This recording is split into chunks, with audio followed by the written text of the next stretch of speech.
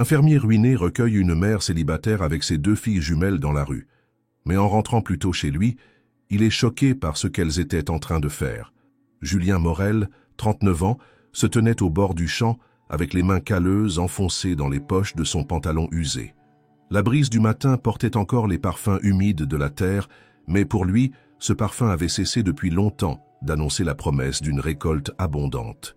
Tout autour, les hectares de vignes et de blé semblaient inchangés, mais il savait que rien n'était plus comme avant. Cette terre, héritée de son père, ne nourrissait plus les espoirs d'autrefois. Après plusieurs années de mauvaises récoltes, de dettes accumulées et de nuits sans sommeil, Julien avait pris une décision qui le déchirait, vendre une partie de ses terres. La paperasse était prête, les signatures à un souffle de l'irréversible. Une section entière de son domaine, celle où son père avait planté les premiers ceps après la guerre, allait passer entre des mains inconnues. Il n'en avait parlé à personne. Il vivait seul depuis longtemps, les murs de la vieille maison de pierre ne renvoyant que l'écho de ses pas fatigués. Ses journées se résumaient à la routine, nourrir les bêtes restantes, vérifier les clôtures, compter les factures impayées. L'idée de vendre n'était pas un choix, mais une nécessité. Ce soir-là, alors que le ciel s'assombrissait au-dessus de la Bourgogne, Julien se dirigea vers le vieux hangar, curieux d'un bruit qu'il avait cru entendre plus tôt. Sa torche à la main, il poussa la porte grinçante et scruta l'obscurité. Rien. Mais en sortant par l'arrière, il aperçut une forme dissimulée sous une bâche, tout près des ballots de foin. Il s'approcha prudemment, prêt à affronter un renard ou un chien errant, quand il entendit un souffle léger. Il souleva doucement un coin de la bâche et découvrit une femme endormie, blottie contre 2 petites filles aux cheveux emmêlés. Toutes 3 portaient des vêtements usés, trop légers pour la fraîcheur de la nuit. Elles n'avaient rien d'agressif, rien d'intrusif. Elles semblaient simplement perdues. L'une des filles ouvrit les yeux, le regarda sans peur, puis referma les paupières, comme si elle savait qu'il ne leur ferait pas de mal. Julien resta figé un instant. Il aurait pu les chasser, appeler la gendarmerie, faire ce que la plupart des voisins auraient fait. Mais quelque chose en lui s'agita, un reste d'humanité qu'il croyait enseveli sous les années de solitude et de lutte.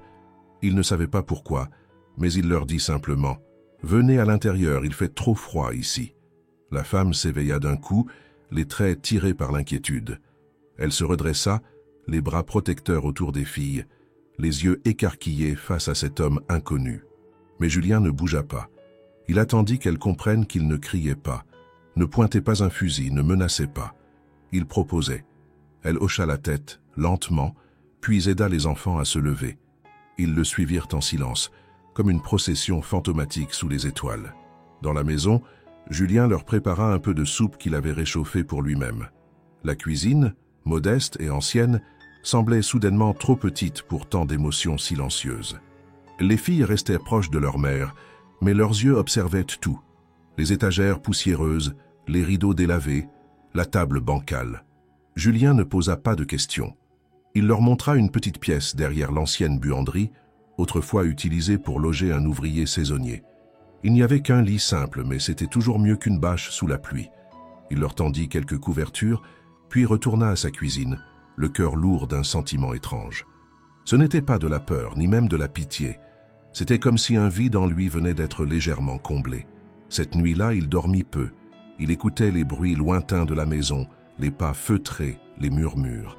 Il se demandait qui elles étaient, d'où elles venaient, ce qu'elles fuyaient. Mais plus que tout, il se demandait pourquoi il avait agi ainsi, lui qui n'aidait plus personne depuis des années. Peut-être que dans cette dernière saison de sa vie de fermier, alors que tout semblait voué à disparaître, il venait de planter quelque chose sans le savoir. Le lendemain matin, Julien se leva plus tôt que d'habitude. Il avait mal dormi, l'esprit tourné vers cette femme et ses 2 filles qu'il avait trouvées sous une bâche blottie contre le froid. Le ciel était gris, les nuages bas, et une fine bruine tombait sur la campagne silencieuse.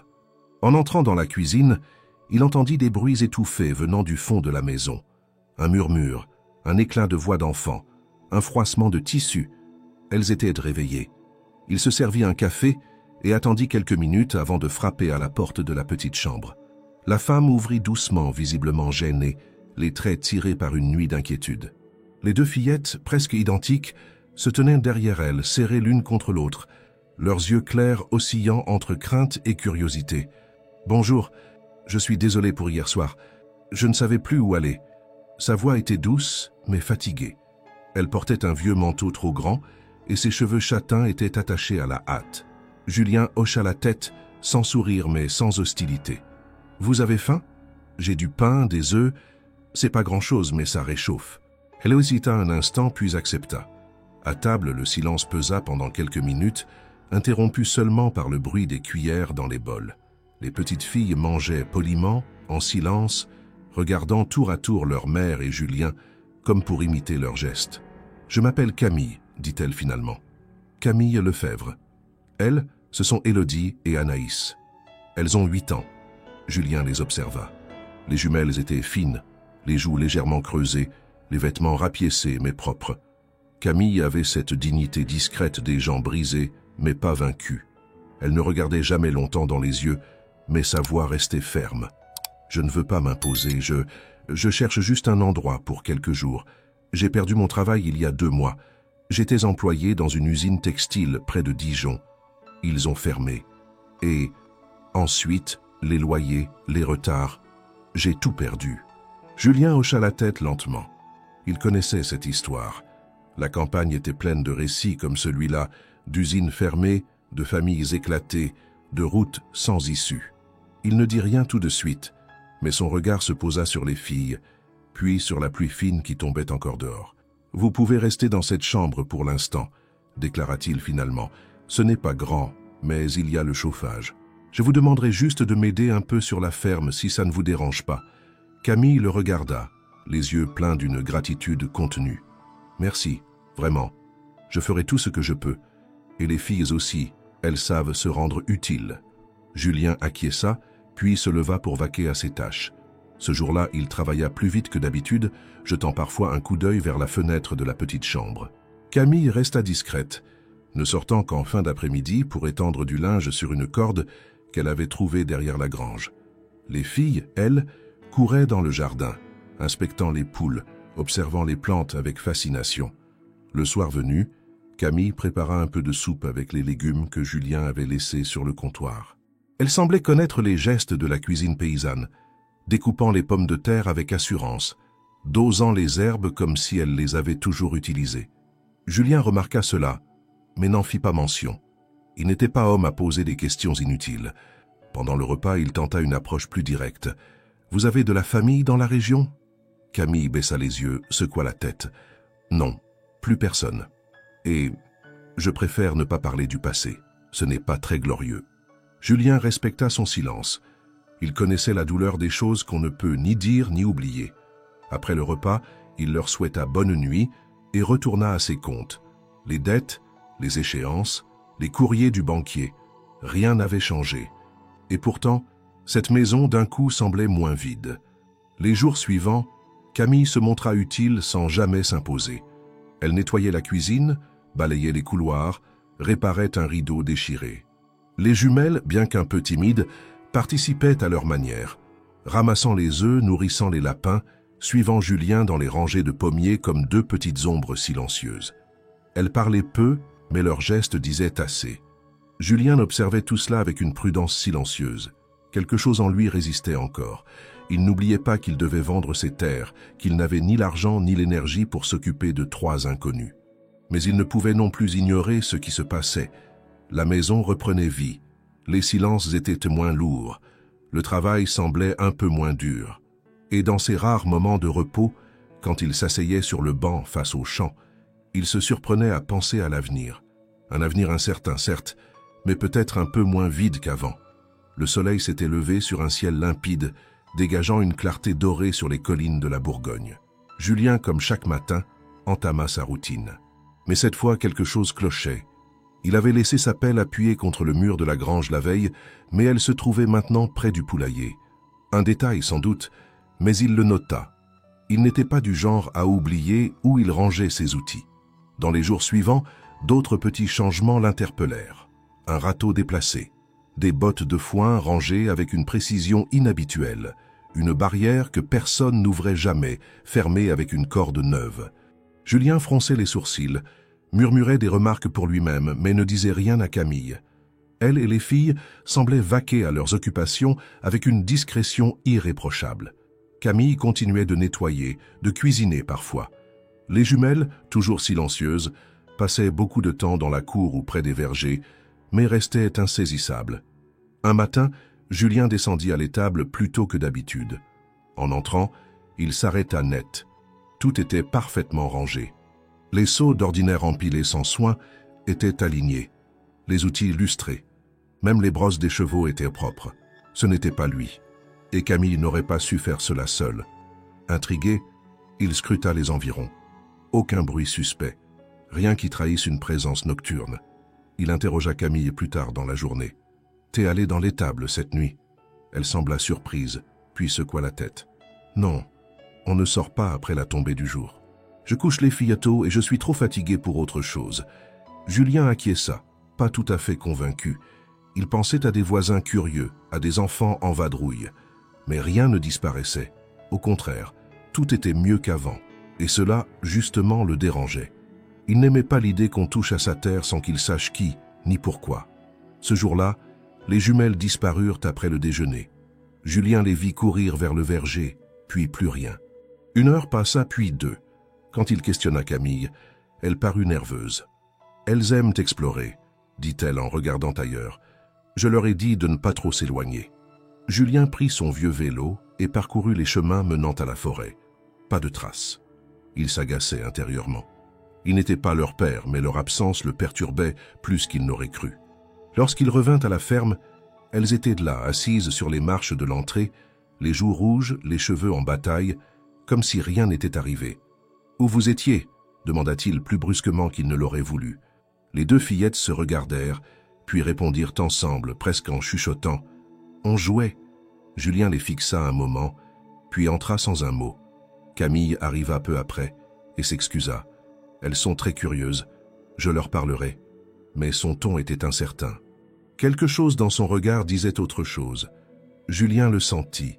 Ce n'était pas seulement des enfants qui jouaient, il y avait autre chose. Les jours suivants accentuèrent ses soupçons. La nuit, il entendait parfois des bruits venus de la grange. Un grincement, des pas. Mais quand il sortait, lampe à la main, il ne trouvait rien. Une nuit, il décida de veiller. Depuis la cuisine, il aperçut une lumière vacillante au fond du terrain, là où une partie du pommier était laissée à l'abandon. Il s'habilla en silence et sortit. En approchant, il entendit des murmures. Une voix d'enfant suivie d'un silence tendu. Quand il arriva près de l'arbre creux, tout était vide. Aucune lumière, aucun son, rien. Le lendemain, il interrogea Camille à nouveau. Elle sembla sur la défensive. « Vous nous accueillez et je vous en suis reconnaissante, » dit-elle calmement. « Mais je ne vous dois pas tout. Il y a des choses que je ne peux pas expliquer. » « Pas encore. » Julien ne répondit pas. Il la regarda longuement. Elle soutint son regard, ce qui le surprit. Elle ne fuyait pas la vérité. Elle la retenait. Le malaise grandissait. Julien n'aimait pas se sentir dans l'ignorance sur sa propre propriété. Mais en même temps, une part de lui ne voulait pas effrayer ce fragile équilibre. Depuis l'arrivée de Camille et des filles, il se sentait moins seul, moins vide. Et même s'il ne comprenait pas ce qui se passait, il n'avait pas encore trouvé la volonté de dire « stop ». La dernière nuit de cette semaine étrange, Julien décida de s'armer de patience. Il s'installa sur le banc près du puits, à la lumière de la lune. Vers minuit, il entendit de nouveau du mouvement dans la grange. Il ne bougea pas. Une silhouette fine passa devant l'ouverture. Une des jumelles, peut-être, puis une deuxième. Elle portait quelque chose dans les bras. Il resta là, figé, partagé entre l'envie de les suivre et la peur de briser une magie dont il ne comprenait rien. Le matin était brumeux, comme si la vallée tout entière hésitait à se réveiller. Julien se leva tard ce jour-là, le corps courbaturé et l'esprit alourdi par les nuits précédentes. Les signes étranges s'accumulaient, les questions se multipliaient, mais il n'avait toujours pas de réponse. Lorsqu'il ouvrit la porte d'entrée, une enveloppe officielle reposait sur le paillasson. Le logo de la banque y était imprimé en noir, froid et intransigeant. Il déchira le haut du pli d'un geste rapide, nerveux, et lut la lettre à la lumière diffuse de la cuisine. Ses yeux passèrent plusieurs fois sur la même phrase, comme pour s'assurer de sa signification. « Faute de règlement de la dernière échéance dans un délai de 2 mois à compter de la présente, la saisie et la mise aux enchères de votre propriété seront engagées. Il resta là, immobile, la feuille tremblant entre ses doigts. 2 mois, 60 jours. Et tout ce que son père, son grand-père avant lui, et lui-même avait construit, allait disparaître sous le marteau d'un commissaire-priseur. Julien reposa la lettre sur la table et s'assit, la tête dans les mains. La solution évidente serait de vendre ses derniers animaux, ses 2 vaches et les quelques moutons qu'il gardait encore, mais cela suffirait à peine à couvrir les intérêts en retard. Il pensa brièvement à Paul Dumas, son ancien associé, mais l'idée même de recourir à lui donnait la nausée. Il n'entendit pas Camille entrer dans la pièce. Elle s'approcha lentement, tenant une tasse de café à la main. « Ça va? Vous avez l'air absent. » Julien leva les yeux, croisa son regard, puis détourna le sien. Il hésita, puis haussa les épaules. Rien de nouveau, juste les mêmes problèmes qui empirent. Elle posa la tasse devant lui, sans rien dire d'autre, mais resta debout. Elle vit la lettre sur la table et lut le sceau de la banque. Un éclair de compréhension passa dans ses yeux, mais elle n'insista pas. Julien apprécia cette retenue. Ce jour-là, il travailla d'un geste mécanique. Il nourrissait les bêtes, réparait une clôture, vérifiait les tuyaux d'irrigation avec la même énergie morne d'un homme condamné à répéter l'inévitable. Camille resta discrète, s'occupant des jumelles et des tâches ménagères.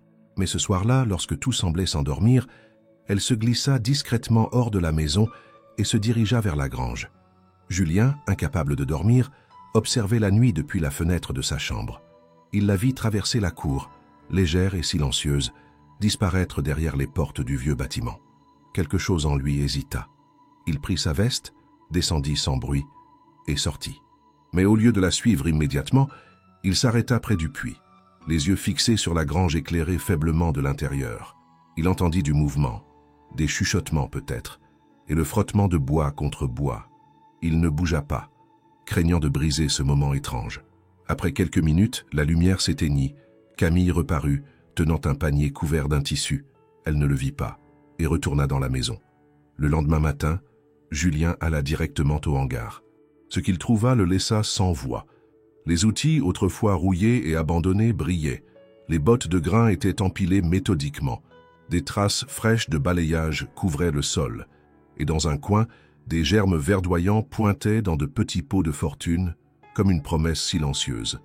Il toucha l'un des outils. Restauré, nettoyé, lubrifié. Il ne comprenait pas. Il interrogea Camille une fois de plus. « T'as fait tout ça, cette nuit ?» Elle le regarda calmement. « Je ne pouvais pas dormir. Alors j'ai fait ce que je sais faire. »« Pourquoi ?» demanda-t-il, la voix plus dure qu'il ne le voulait. « Parce que je n'ai rien d'autre. Parce que je veux mériter l'endroit où je dors.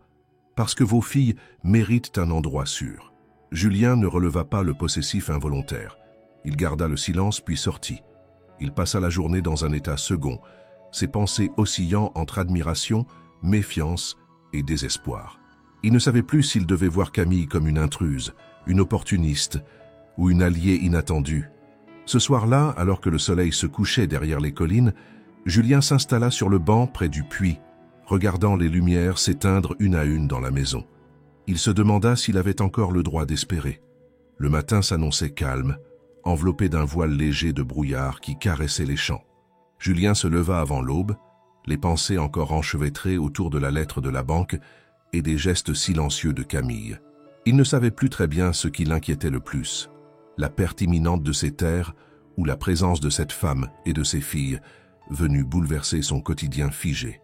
Lorsqu'il atteignit la grange, il s'arrêta net. Quelque chose n'allait pas.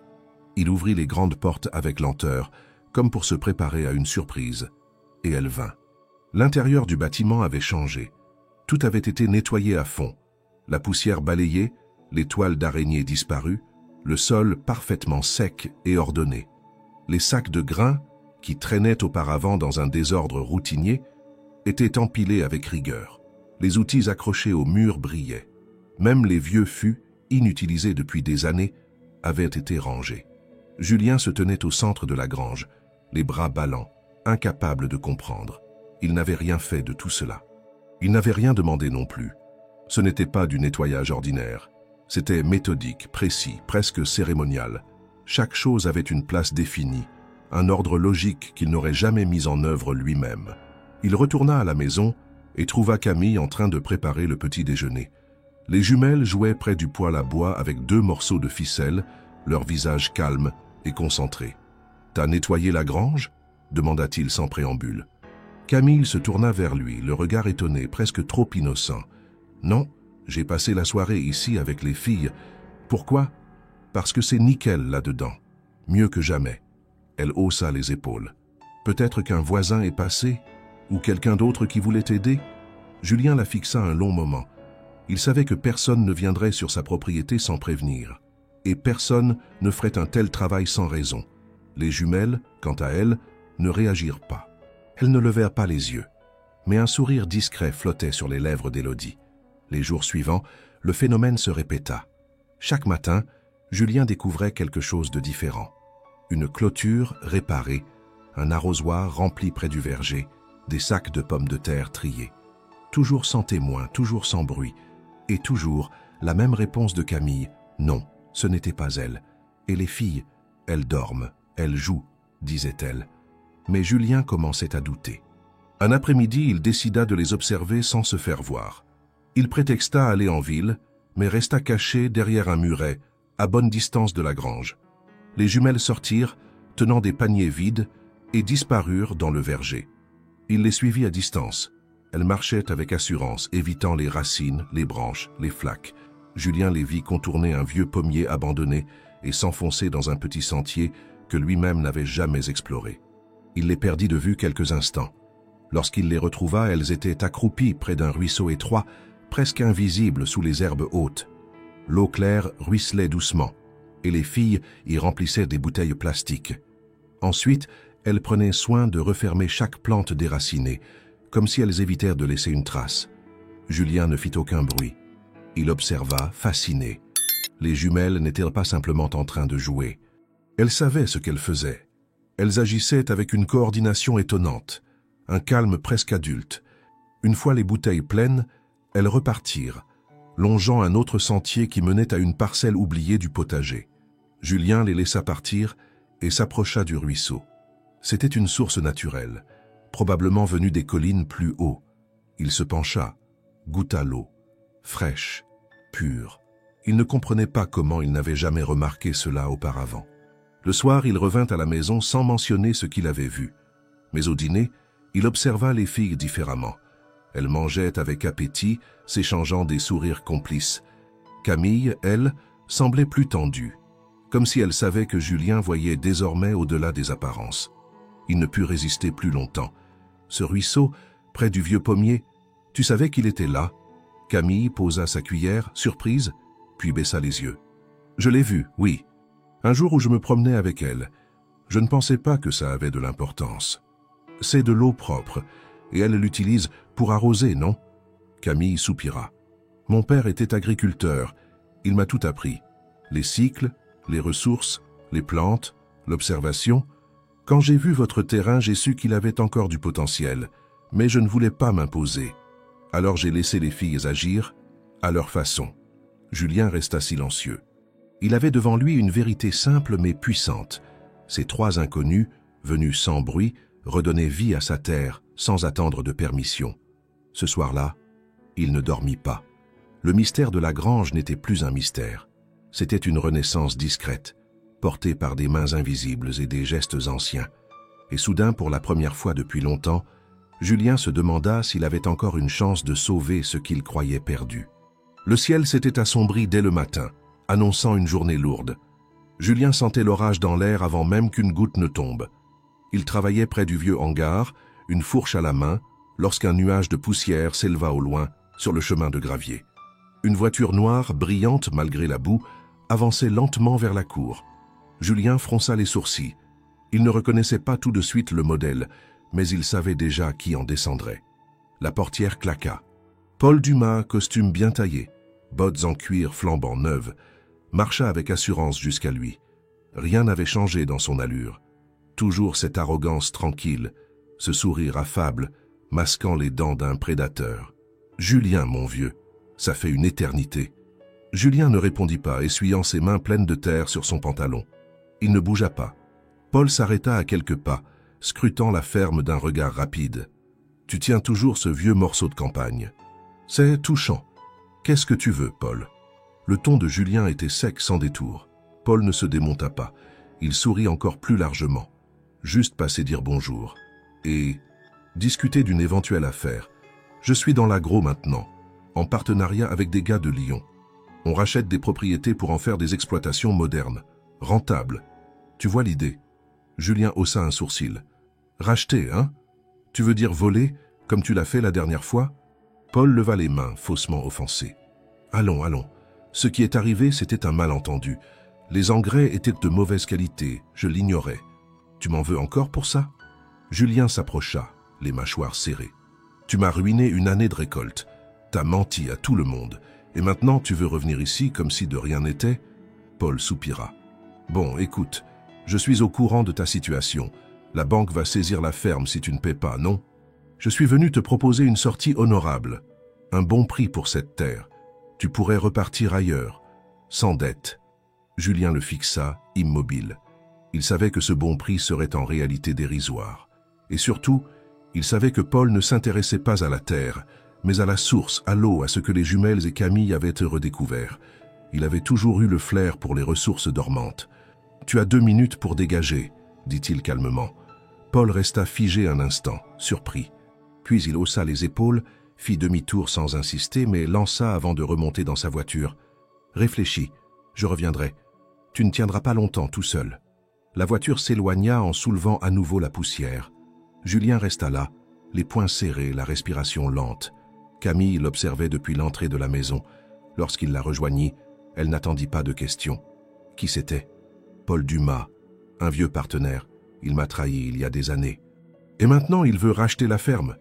Camille sentit immédiatement la tension dans sa voix. Elle hocha la tête sans commentaire. Julien n'ajouta rien, mais il la vit hésiter. Elle ouvrit la bouche, comme pour dire quelque chose, puis se ravisa. « Tu devrais peut-être écouter ces conditions, » murmura-t-elle enfin. « Juste les écouter. » Julien la fixa, surpris. Camille croisa ses bras, le regard grave. « Je veux dire, tu te bats seul depuis longtemps.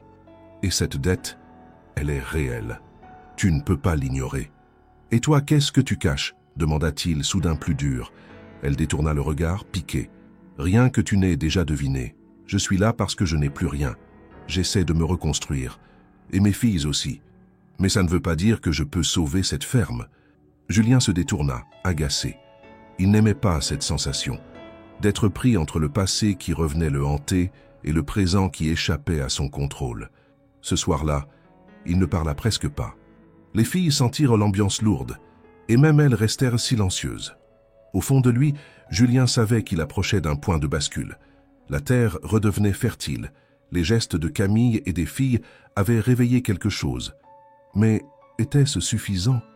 Et Paul savait toujours quand frapper. Le lendemain, Julien retourna à la grange. Il resta longtemps devant les jeunes pousses alignées dans leur peau, les doigts caressant la surface de la terre. Il pensa au passé, à l'avenir, à la solitude, à Camille. Et pour la première fois depuis des mois, il admit qu'il ne pourrait pas continuer seul. Mais faire confiance à nouveau, cela lui semblait presque impossible. Julien n'avait pas trouvé le sommeil. La visite de Paul avait ravivé des douleurs anciennes, mais aussi une méfiance sourde. Il sentait, avec une précision étrange, que quelque chose se tramait autour de lui. Depuis l'arrivée de Camille et des filles, sa ferme s'était transformée. Et pas seulement en surface. Une vitalité nouvelle semblait pousser dans chaque recoin. Trop organisée, trop rapide. Il ne croyait plus au hasard. Ce matin-là, il prit une décision simple. Suivre les jumelles. Il les vit sortir discrètement après le petit déjeuner, chacune tenant un petit panier de toile.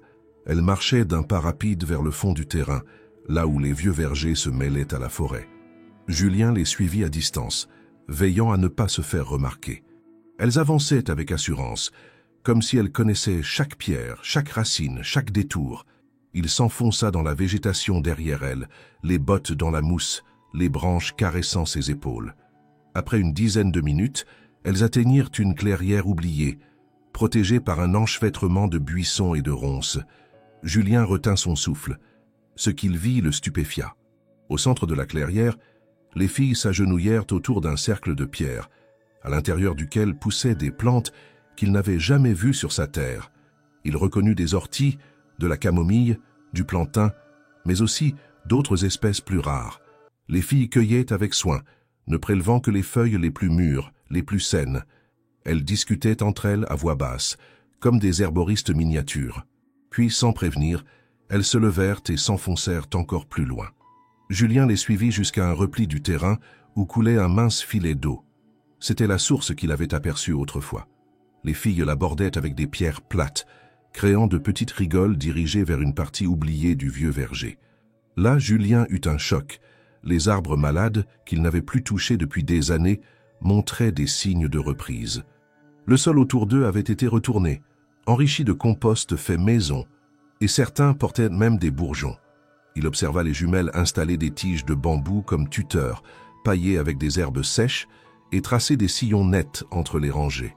C'était un travail de précision, fait avec une rigueur qu'on ne pouvait pas attribuer à de simples jeux d'enfants. Julien resta caché un moment, trop troublé pour intervenir. Quand les filles repartirent, il retourna discrètement à la maison, le cœur battant. Plus tard, il confronta Camille dans la cuisine. « Je les ai vues », dit-il simplement. Elle le regarda sans détourner les yeux. « Je sais.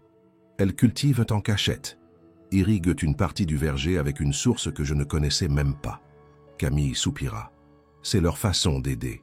Elles ont appris avec mon père. Il leur racontait tout, leur montrait tout. Même quand il est tombé malade, il continuait à leur parler des cycles lunaires, des purins naturels, des plantes compagnes. Et elles ont retenu. Mieux que moi, je crois. Pourquoi ne pas m'avoir dit? Parce que tu ne nous aurais pas cru. Tu aurais pensé que c'était des bêtises, de la fantaisie. Et tu aurais eu raison, peut-être. Mais moi, je les ai vues faire. J'ai vu ce qu'elles réussissaient à réveiller. Alors, je me suis tu. » Julien resta un long moment sans parler. Il observait Camille, cette femme qu'il n'avait jamais vraiment comprise. Il la voyait désormais non pas comme une étrangère en fuite, mais comme une survivante. Et ses filles, ses enfants silencieuses et méthodiques, étaient les héritières d'un savoir ancestral que lui-même avait oublié ou méprisé. « Tu sais que ce que vous avez fait là-bas, ça pourrait sauver cette ferme ?» Camille baissa la tête. « Ce n'était pas pour sauver la ferme, c'était pour te remercier. Pour l'abri, la chaleur, la soupe, elle voulait faire quelque chose. Alors je les ai laissées. Et maintenant, demanda Julien. Camille le regarda dans les yeux.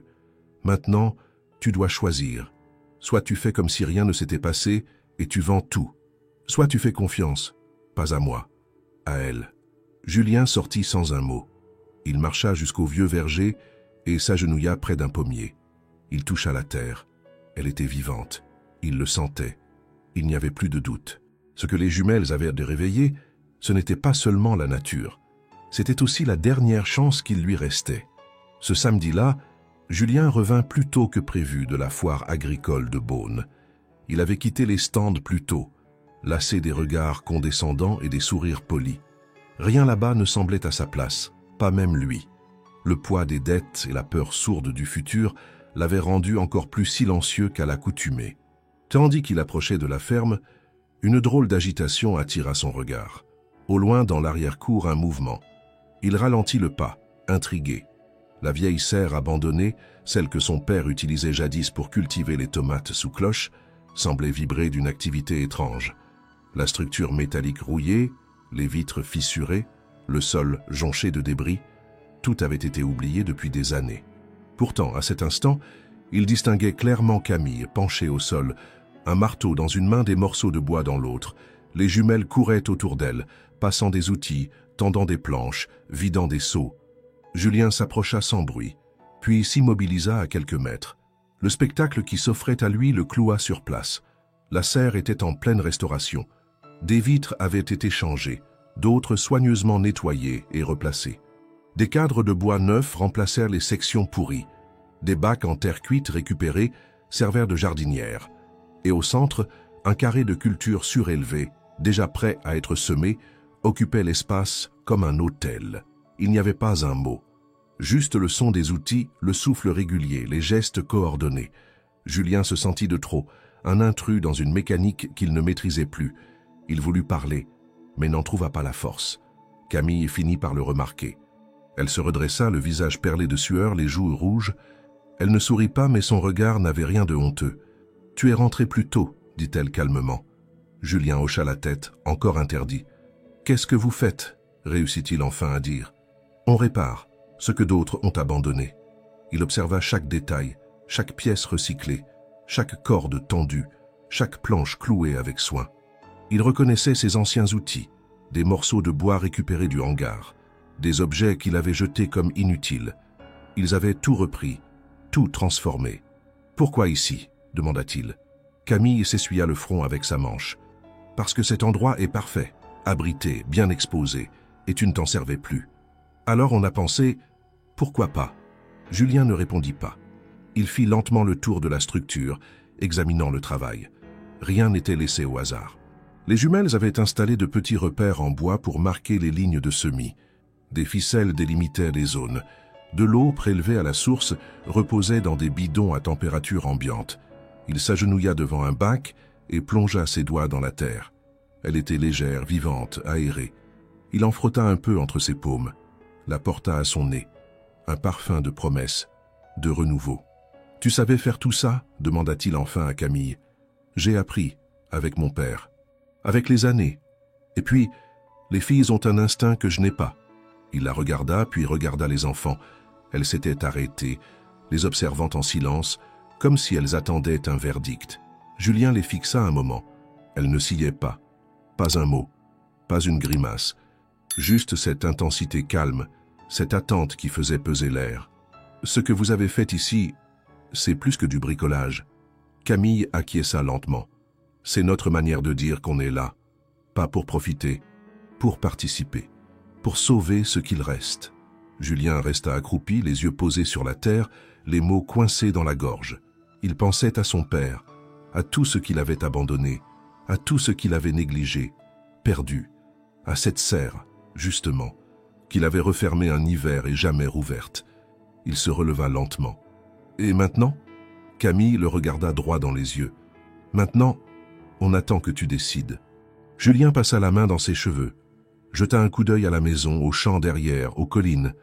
Tout semblait différent, comme s'il voyait enfin les choses à travers un prisme qu'il avait toujours refusé. Il se retourna vers la serre, puis vers Camille. « Continuez. Faites ce que vous avez à faire. Si ça peut sauver cette terre, alors j'en suis. » Camille ne dit rien. Elle hocha simplement la tête. Les jumelles, elles, échangèrent un regard, puis reprirent leur travail, comme si rien ne s'était arrêté. Mais Julien, lui, savait que tout venait de changer. Le vent soufflait doucement à travers les pommiers, faisant bruisser les feuilles comme une vieille chanson. Julien se tenait debout près de la serre restaurée, observant Camille et les filles qui travaillaient en silence. Depuis le jour où il leur avait dit de continuer, quelque chose avait changé. Pas seulement dans la terre, mais en lui. Un poids ancien s'était déplacé, remplacé par un sentiment nouveau. Peut-être pas encore de l'espoir, mais quelque chose qui s'en approchait. Pourtant, des questions le hantaient encore. Il voyait les gestes sûrs de Camille, la concentration des jumelles, leur précision. Cela dépassait de loin l'instinct ou le simple souvenir d'un père jardinier. Il sentait que Camille portait un fardeau plus lourd qu'elle ne le laissait paraître. Et aujourd'hui, il voulait savoir. Il l'attendit à l'orée du verger, alors qu'elle revenait d'arroser les plants de tomates. Lorsqu'elle le vit, elle s'arrêta net, devinant à son regard qu'il ne s'agissait pas d'une conversation ordinaire. « Tu as un moment ?» demanda-t-il simplement. Elle hocha la tête, posa ses outils et le suivit jusqu'au vieux banc en pierre près du puits. Julien resta un instant silencieux, puis se lança. « Tu m'as dit que ton père t'avait tout appris, mais tu n'as jamais parlé de ta vie avant d'arriver ici. Tu m'as remercié, tu m'as aidé, et je t'en suis reconnaissant. Mais maintenant, j'aimerais savoir toute l'histoire. » Camille baissa les yeux, triturant un brin d'herbe entre ses doigts. Le silence s'installa, lourd, mais elle ne le rompit pas immédiatement.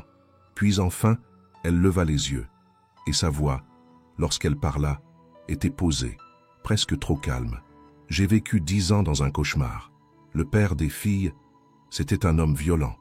Au début, il était charmant, drôle, respecté dans notre village. Mais petit à petit, il a commencé à me couper de tout. Amis, famille, travail. Quand j'ai voulu partir, j'étais déjà enceinte. Je n'avais nulle part où aller. J'ai enduré. Pour les filles. Julien ne bougea pas, mais son regard s'adoucit. Et après, mon père était mon seul soutien. Il vivait à la campagne, pas très loin d'ici. C'est lui qui m'a caché la première fois que j'ai fui.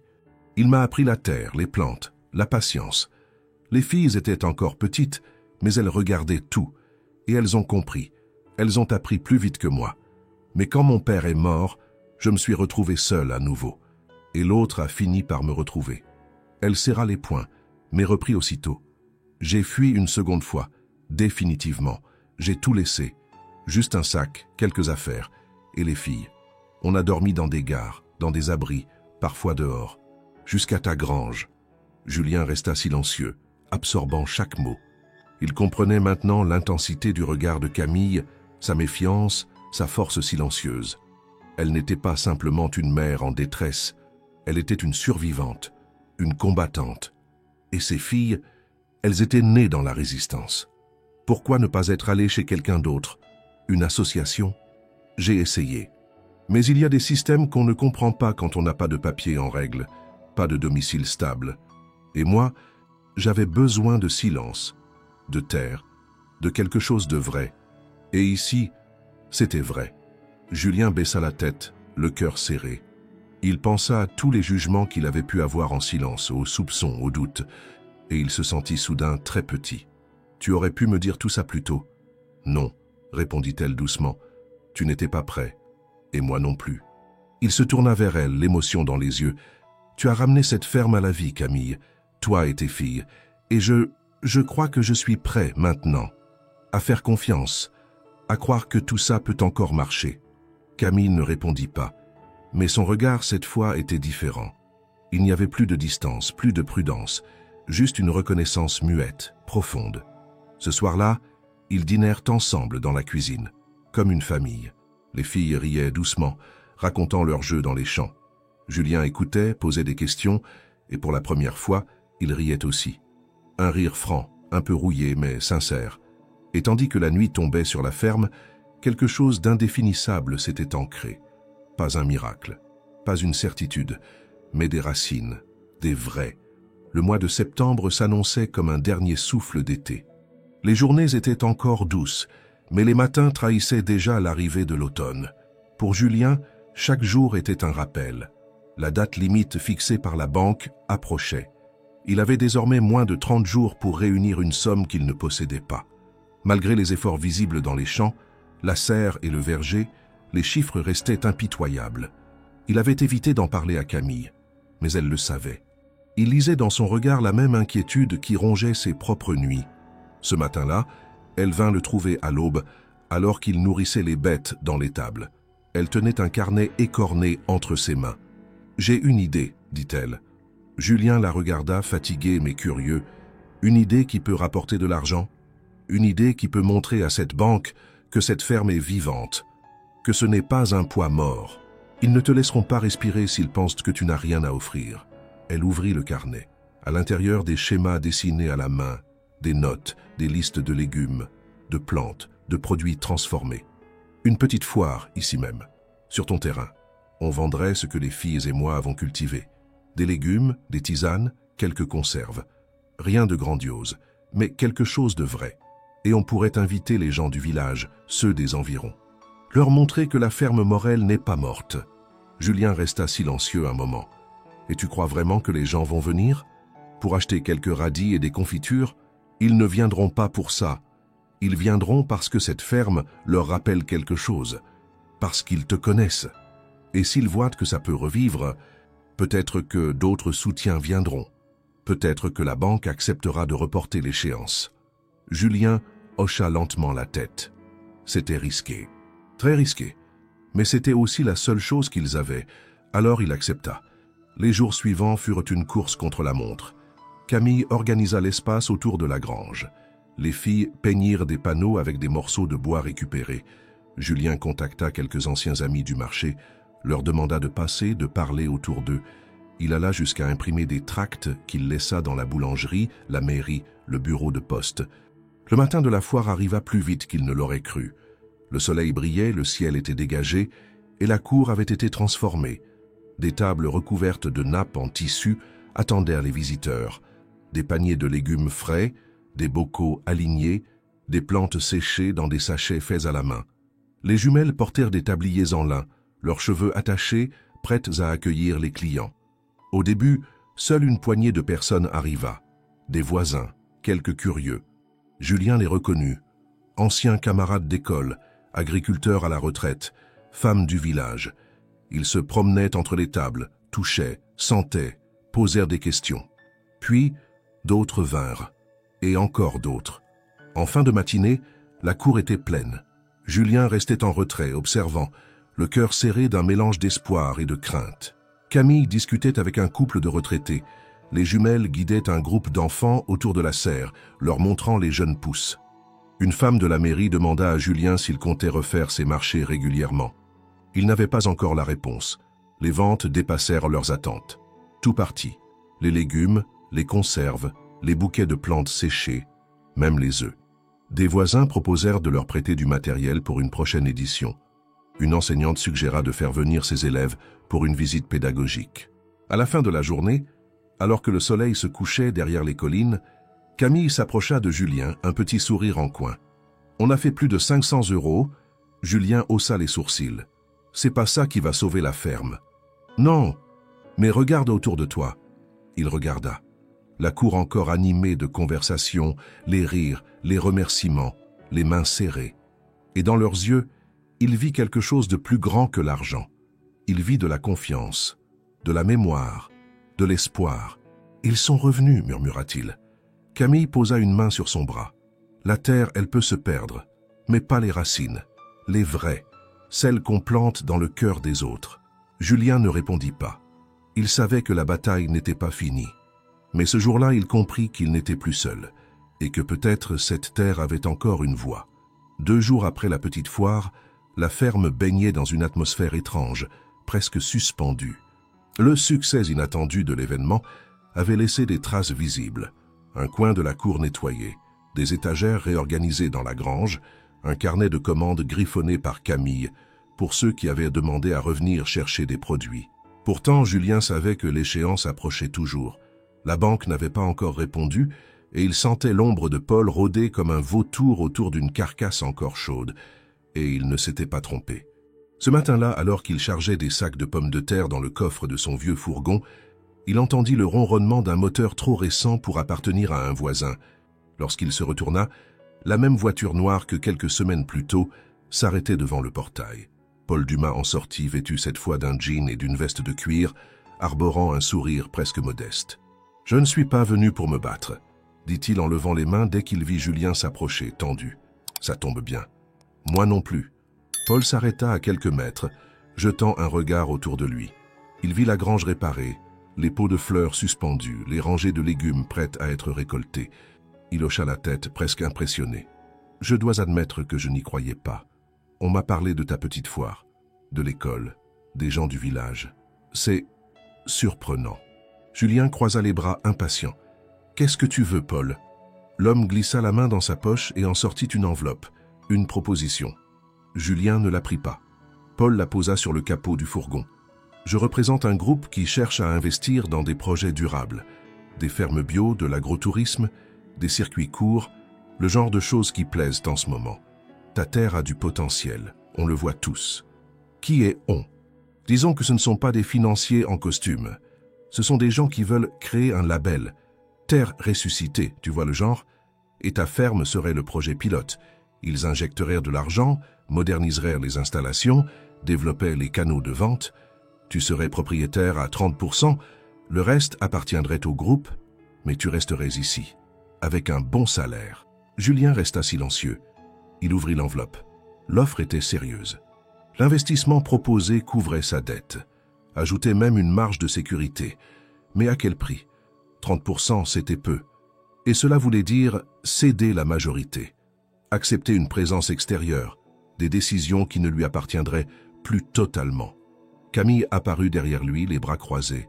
Elle avait entendu la fin de la conversation. « Et moi? Et les filles ?» demanda-t-elle. Paul haussa les épaules. « Vous n'êtes pas propriétaire. Mais Julien pourrait vous garder comme salarié, ou faire une place dans le projet en négociant. » Julien se tourna vers Camille. Elle le regardait sans colère, mais avec une intensité tranquille. Elle n'était pas surprise, juste prête à entendre sa réponse. « Tu vas accepter ?» demanda-t-elle.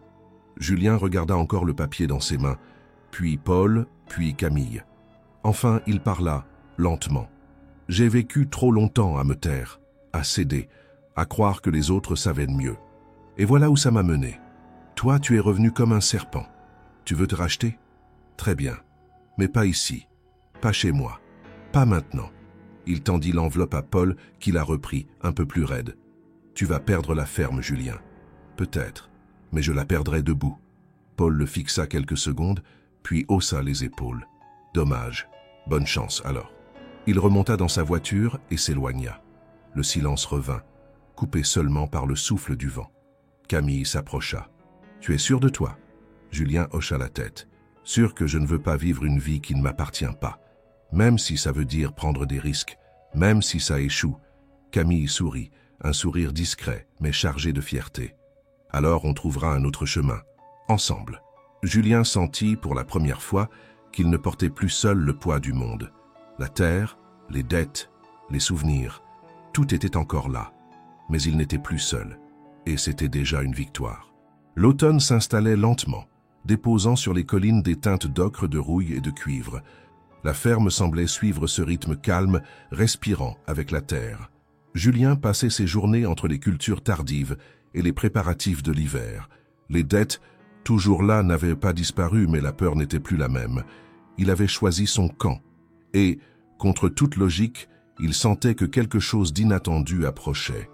Un matin, alors qu'il rentrait du village, il trouva Camille assise sur les marches de la grange, un carnet ouvert sur les genoux.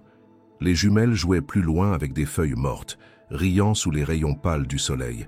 Julien s'approcha, curieux. « Tu fais des comptes ?»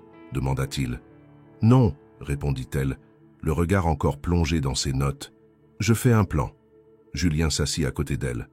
Le carnet était rempli de croquis. L'intérieur de la grange, des bancs, un tableau noir, une étagère pleine de bocaux étiquetés, et un mot inscrit en haut de la page. « École. » C'est quoi ça? Une idée. Une vraie cette fois. On pourrait transformer une partie de la grange en petite école agricole. Pas une école officielle, bien sûr, mais un lieu où les enfants du village viendraient apprendre à planter, à reconnaître les plantes, à comprendre la terre. Julien resta un moment silencieux. L'idée était audacieuse. Et pourtant, en la voyant couchée sur le papier, elle semblait naturelle, évidente.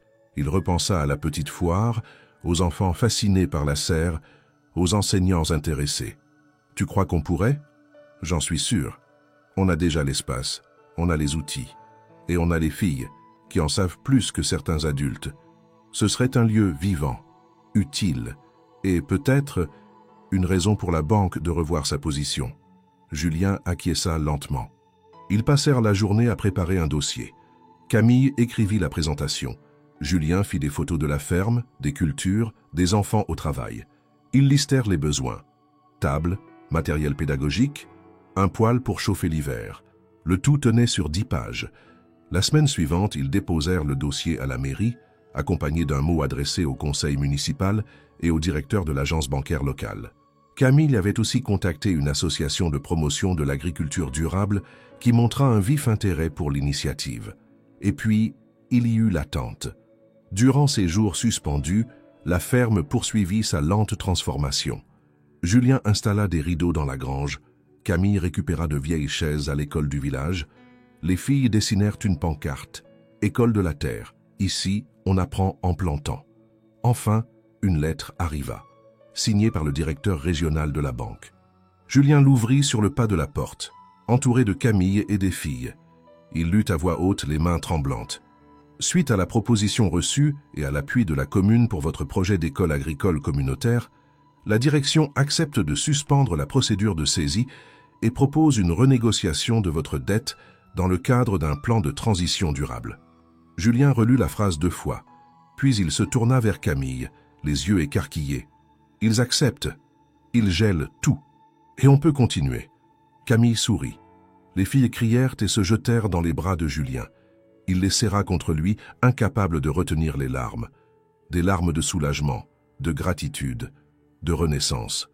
Ce soir-là, Ils allumèrent un feu dans la cour, comme une célébration discrète.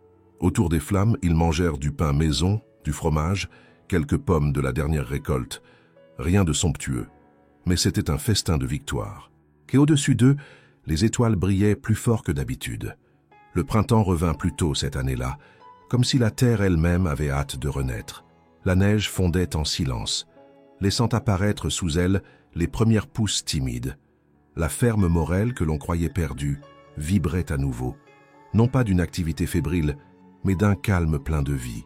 Quelque chose de profond avait changé, et cela se voyait dans les moindres détails. Le verger taillé avec soin, les parcelles bien dessinées, la grange transformée en salle de découverte, les allées propres, les outils rangés. Julien se tenait sur le seuil de la maison, un café chaud entre les mains, observant les champs baignés de lumière douce. Un an auparavant, il ne pensait plus à l'avenir. Chaque jour n'était qu'une lutte contre le vide. Mais aujourd'hui, il sentait en lui une paix nouvelle, encore fragile mais bien réelle. Camille apparut à ses côtés, un châle sur les épaules, les cheveux encore humides. Elle lui tendit une feuille pliée, la réponse définitive de l'association d'agriculture durable. Le projet d'école agricole de la ferme Morel était officiellement reconnu. Ils allaient recevoir une petite subvention annuelle et un soutien logistique. Julien lut la lettre en silence, puis sourit, simplement. « On l'a fait, dit-il. »« Non, répondit Camille. Tu l'as fait. Tu nous as laissé entrer. Tu as laissé la terre parler à nouveau. » Les filles couraient plus bas, entre les rangées de légumes en germination. Élodie tenait un arrosoir. Anaïs, un panier de graines. Elles parlaient aux plantes, riaient, organisaient leurs tâches avec la gravité joyeuse des enfants investis. Elles avaient trouvé leur place.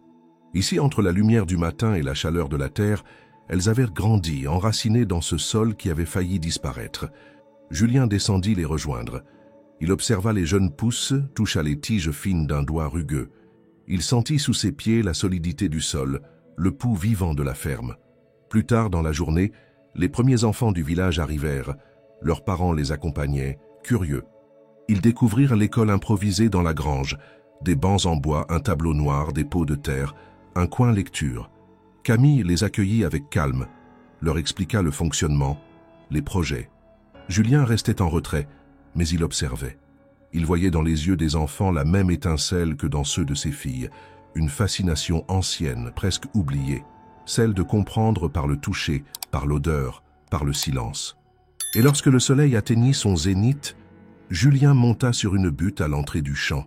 Il regarda autour de lui, les gens, les rires, la terre labourée, la serre brillante, la maison réparée.